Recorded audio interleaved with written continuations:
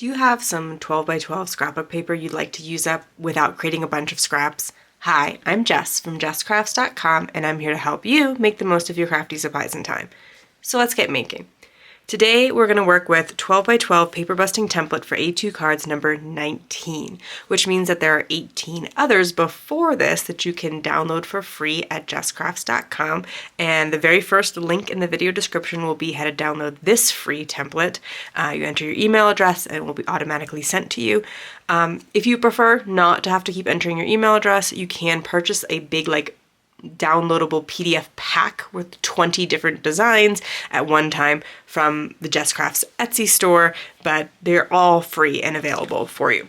So I'm going to start by following the cutting guide on this side, and then we're going to use it to make this sketch on the other side. I'm using Echo Park Play All Day Boy Collection, and I'm going to cut off the branding strip as my first step here. This is a little bit tricky because it's not obvious where the branding strip starts and ends, and I don't have a 12-inch mark on the other end of my ruler, so we're going to kind of estimate. It didn't quite work out. We'll chop a little bit more off. This is where a slide trimmer, like the Tim Holtz trimmer that I have, oh, I should have flipped it over. That's the real key. Because on the back, I could have seen where the strip ended. Okay. Anyway, you can save this little bit because there is some pattern on it and just pop it inside the card or use it for something, or toss it. I'm not considering that a scrap because not even all 12 by 12 paper has it. Then the sketch tells us to cut our paper to 4 inches wide by 12 inches long. And do that again. Then from these 4 by 12 inch pieces, we are going to cut 3/4 of an inch off and then another 3/4 of an inch off. So I measure from the end, so I have 11 1/4, so I know that I'm cutting 3/4 inch off. I'm going to pull it 3/4 of an inch down the ruler, cut again. In the case of this particular design, these are going to be the strips that I use across here because I think I could stamp directly onto them, so that's super helpful. And this also means that since a majority of the paper that's showing is actually the large panel, this 4 by 5 1/4, I want that to be the cards because I think they're really fun. That's what drew me to this paper. I had picked out this paper collection because I donate a lot of my cards to organizations that serve children. And what I'd heard from those organizations is that they don't receive enough cards targeted at boys. Now, I think it's a little tricky because, little girls love race cars too. Most kids love things on wheels. So I think these are more just kind of good for any kid. But what I hear when they say that is we're getting too many cards that are maybe pink and floral, and that doesn't serve our audience. So I'm just trying to do something different. Something that may appeal to a boy, may not, whatever. Not all boys like race cars, but I just want to vary it, change it up. I do make a lot of cards that I think would work well for kids. I also tend to think about cards that work well for seniors because that's another group that some of the organizations will send to. So I now have these panels and I'm ready to move on to the next step. This is a little bit different than I often do. I try to kind of keep things simple, but I had this idea. I think it looks really fun, but I understand that it's a bit tricky, so I'm going to walk through it a little more slowly. And I did something to make it a little bit easier on myself that may not be as accessible. Okay, so I want the car to be the background, but I want to cut out these circles. And when I cut them out, I am going to basically replace them one for one. I want them to be the blue.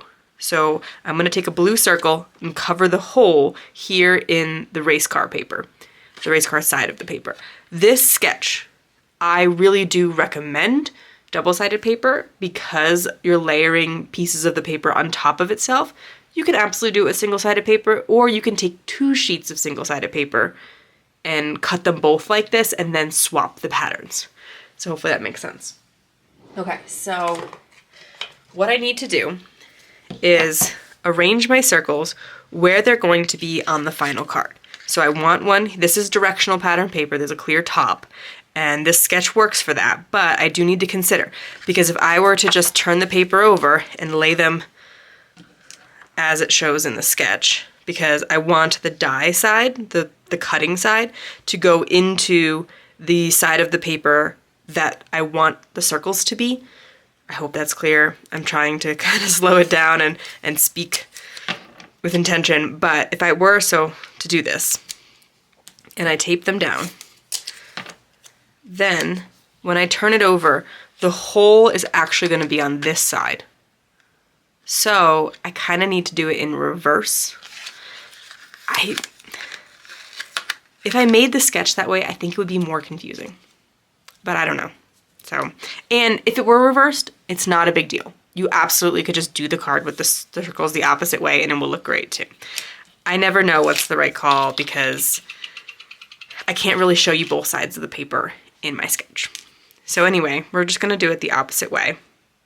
And I have 3 sets of Hero Arts Infinity Circle dies because I like to do things like this, where I cut circles out of the same piece of card or pieces of pattern paper and then glue them back in. So I do a lot with layered circles, and sometimes having multiples, as you can see here, is really useful. I realize most people will only have 1 circle die of the same size. I recommend 3 circles of the same size for this card.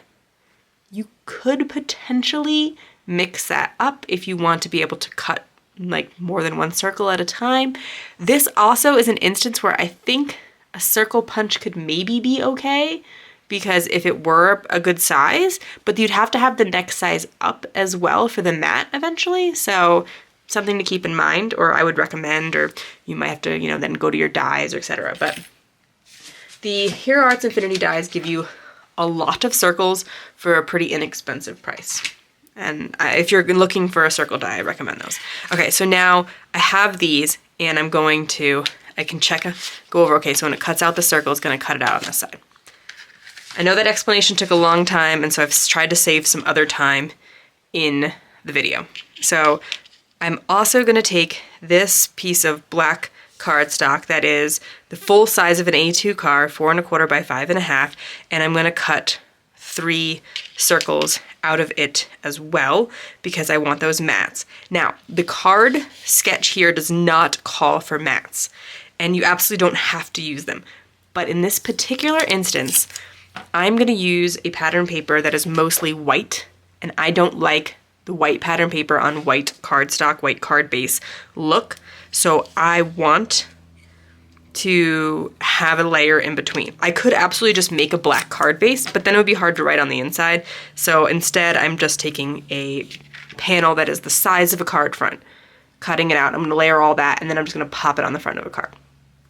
So I've lined this all up, and I'm gonna do this 6 times with 6 pieces of cardstock, 6 times with all 6 pieces of pattern paper, and then I will have all the pieces to assemble the 6 cards that this makes. I'm going to stamp a black sentiment on all of the blue strips. It is from the Pretty Pink Posh Across the Miles stamp set. There's also the construction trucks. If you like to make cards for kids, I really recommend this, especially if you're making cards for your grandkids and you know that they happen to love cars, trucks, etc. Those 2 stamp sets are really fun. They're pretty easy to color. The lines on Pretty Pink Posh stamps are kind of thin, so something to keep in mind if you're coloring with like Copic markers, but in terms of the simplicity of them, I think that they can be really fun to use. And I mean, I look for stuff for kids, because like I said, I like to donate cards made for kids. And I mean, who doesn't want to stop and watch a digger at work? Like, I know plenty of adults who will stop and watch. If you ever see like construction on the road and you see even like older gentlemen stopping and talking to the construction workers, like it's just something that certain people just don't grow out of. It's really a fun theme. So I like those. Newton's Nook also makes some like truck themed stamp sets. So if that's something that you're interested in. So now I'm ready to assemble all of the pieces. I've made a few of the cards already. I think those ones need sentiments. But I take the black matte layer with the circles cut out and I layer the pattern paper on top, and they don't match up exactly, and that is totally fine. They don't need to, because the black circle mat is gonna cover anything. So even if they were like completely two different places, you just have to cover the holes in the pattern paper. You don't really have to worry about the holes in the black paper. So don't drive yourself nuts trying to make any of that line up. Now, if you wanted to do it differently, like if you didn't want the circle mats, then you could put these circles like right back into the place that they're missing, and that could be a look too. It's not my personal preference, but just wanted to point that out, that technically you could skip the mats. They do fit back in there. And then, because there's a layer of cardstock and a layer of pretty high quality pattern paper, there is some bulk, but the bulk is not in the circle area, and you're about to try to adhere to the circle area. So something you can do if you are in that situation where you have your thick cardstock is to take a little scrap of cardstock, and this is another great way to use up cardstock scraps. I don't make pattern paper scraps with these templates, but there are cardstock scraps, and that's an important caveat for those who are unfamiliar. But I show you ways to use them. You can use, start with them when you make your mats, like when you need a thin mat for, say, these strips. Starting with your scraps can be great, but even beyond that, you can make foam tape, you can pop things up, so like putting 2 layers of cardstock or a couple layers of cardstock together and then putting that underneath something instead of some foam tape is a way to use those scraps and actually save some money on buying foam tape. Now there are times where, like, if I'm doing like a shaker card or something, I might want the actual foam tape, but I have greatly reduced the amount of foam tape that I use in my craft room by just putting cardstock behind things instead. And then I layer the circles on top, and I have my sentiment. The way that the sketch calls for it is to, have a partial circle here and here. Of course, you put it wherever you want. There's a certain amount of freedom within once I give you the pieces. Following that is helpful to getting no scraps. But in terms of how you assemble those pieces, there's a certain amount of freedom for you to make the decisions that work best for your project. I realized I had the sticker sheet off to the side that I could add a couple more embellishments because I had picked up the coordinating, it was a collection pack, so the sticker sheets came with it. So there were a few stickers that I felt like helped complement some of the cards. I think the card looks fine without anything extra because there is a lot of decoration from the cards themselves, but especially, if I had 6 of those card stickers, I would absolutely use them. They look great. So that is it for this set of cards today. There will be 6 in all when I finish assembling them. If you found this video helpful, here's another video where you can find more ideas for enjoying your crafty time and supplies. Let me know you like this video with a share to your crafty community. Subscribe and click the bell so you don't miss the next template or tutorial, and check the video description for product links. See you in the next video.